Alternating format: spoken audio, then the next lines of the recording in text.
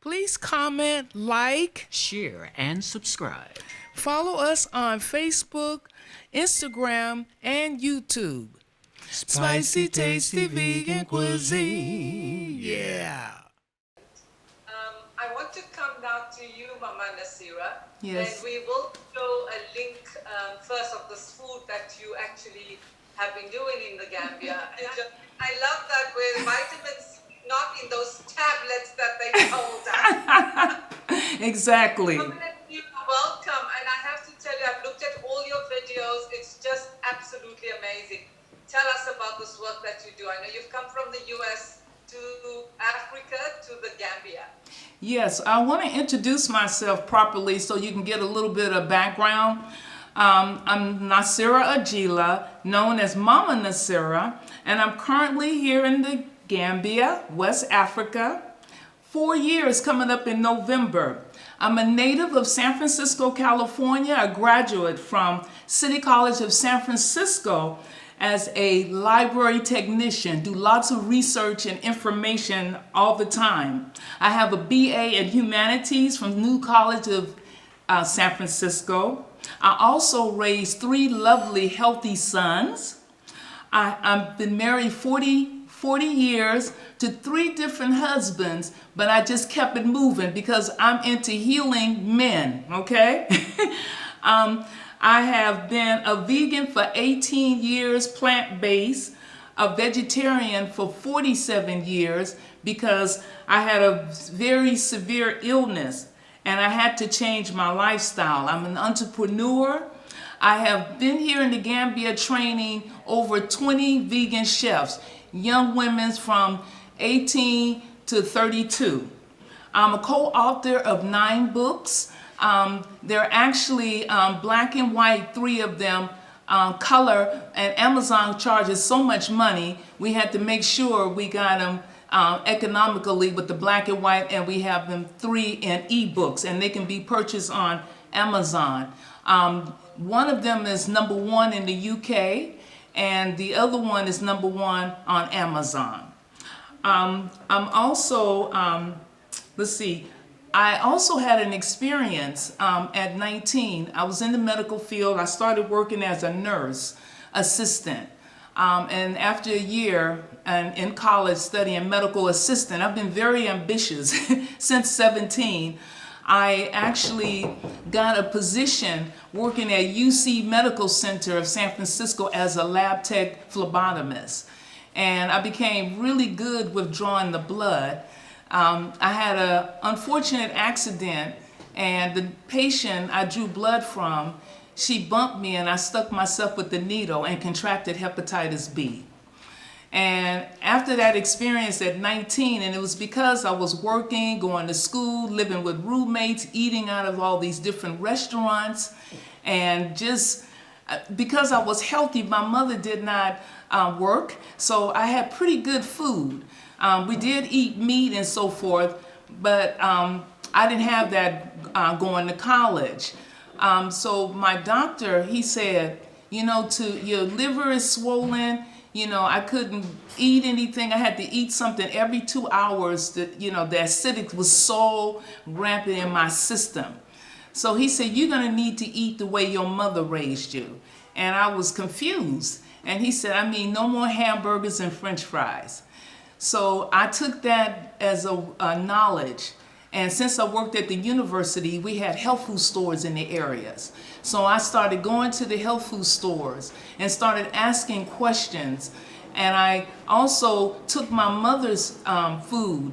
Instead of having meat like ham hocks in the greens and the beans, I started adding bouillon cubes. I started purchasing different of herbs and spices. I knew very little, but my mom had some experience because I came from a kind of Italian Jewish background where they always had food, especially around the holidays. So that was really a blessing that I had that foundation, and I just took it into, just got away from the roommates. By the time I was 19, got my own apartment.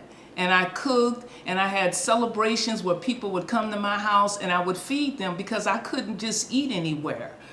And after 3 to 4 years of that, by the time I was 24, I got married. I had a foundation how to feed my children. And one of them was challenged with more or less a croupy cough. So I started boiling lime and with different teas and add garlic and onions in it. I was very limited, but I knew this was my foundation for where I am today. And it would actually bring up the mucus. And I didn't have to give him that cough medicine with the cough syrup. And then from there, I went on to marriage and, sharing food with people when there were different events. I started reducing the meat and using small portions of the meat. And I bought a wok. And once I purchased that wok, I had the recipes. So I started taking small portions of the chicken or the beef and saute it with garlic, onions, bell peppers, celery, you name it. I just started creating things. This is just something I did. And that's when I realized this was starting an alkaline diet. And with this alkaline lifestyle, it's so important that you know your blood type, you know that what other people eat, you cannot eat it. I learned from being a type A positive, I was actually born to be a vegan. And that's why I think I'm in Africa. And it's interesting that I'm at home here. But except one thing, when I come here, I had started hiring people to do work in my 6-bedroom house. We have a guest house, 6 bedrooms, because we thought Americans were going to come. And in those few years, a few of them did come. And we gave them room, and then they would eat the food. And when they would eat the food, guess what? They would start to reduce weight. Because the food that I have, it removes the inflammation out the body. Because that's where all diseases occur when you have that inflammation, pus and mucus. I just been just creating ideas for my young people when they come, if they have cramps. I bring out the zinc, I have feverfew, turmeric, MSM, you name it, spirulina. I have a health food store here, to be honest. I don't like to tell anyone, but I bring people in and I just share the love. And I'm 66 years old and really grateful that all of the things that I've done and experienced has really helped my life. And I want to share, this is my drink. From that drink, the concoctions. So that you were mixing together? This is the mixture. It's like you can have it alone, but then I like to add it with maple syrup, and I have that shipped here because they don't sell it here, or you can use your local honey. And it's excellent. Most of my family and friends, when I call them in the U.S., they're right now having this drink. We had an experience in, I think it was January. One of the herbalists come here, and we've been knowing him a while.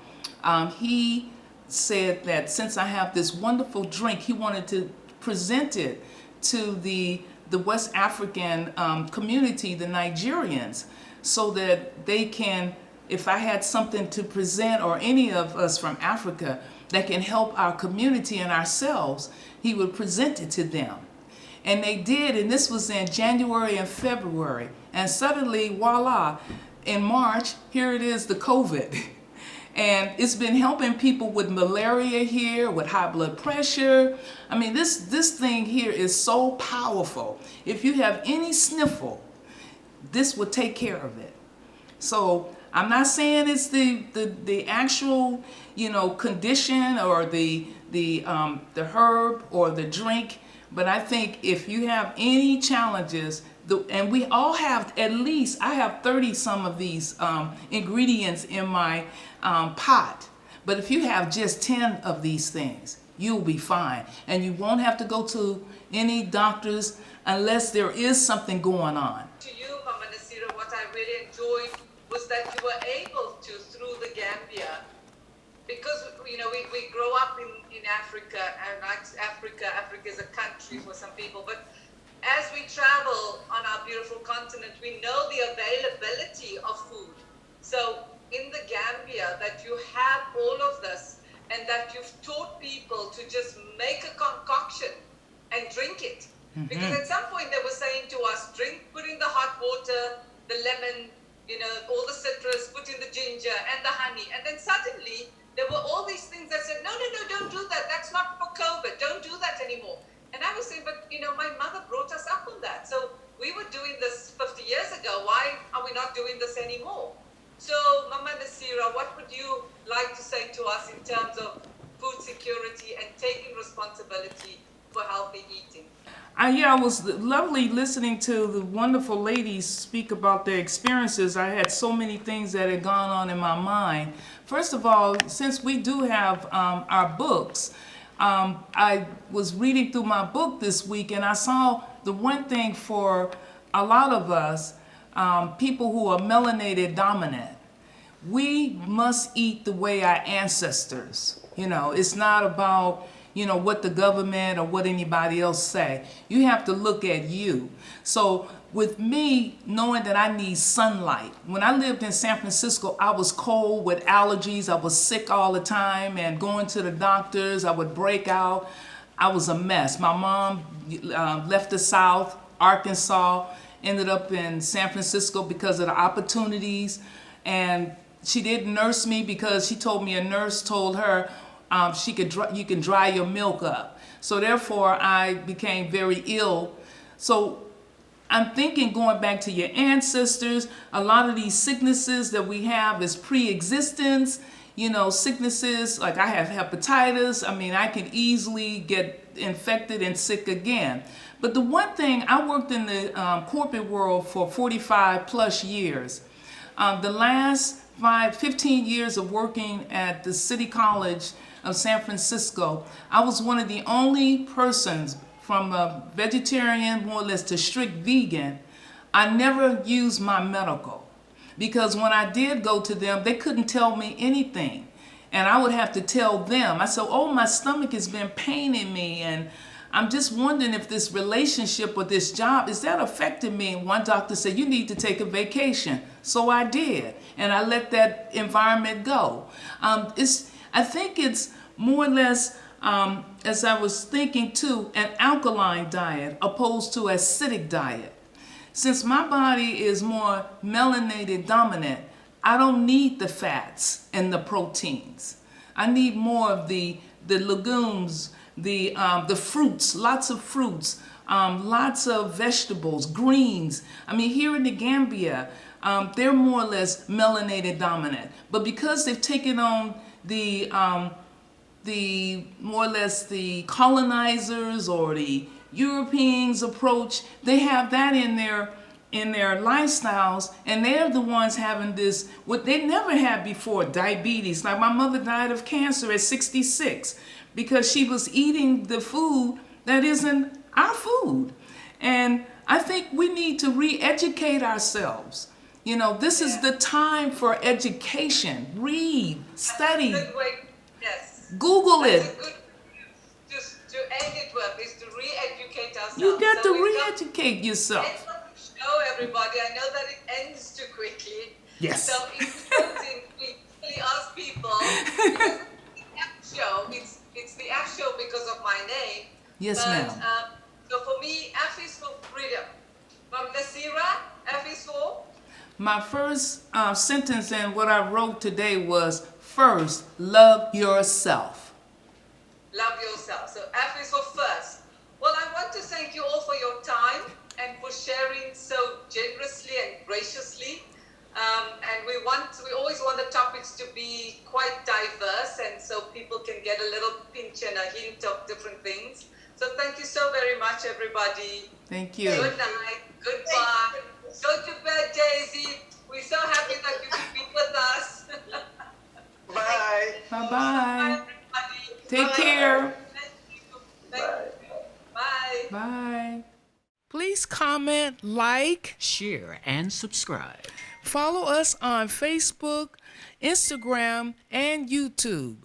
Spicy, tasty vegan cuisine. Yeah.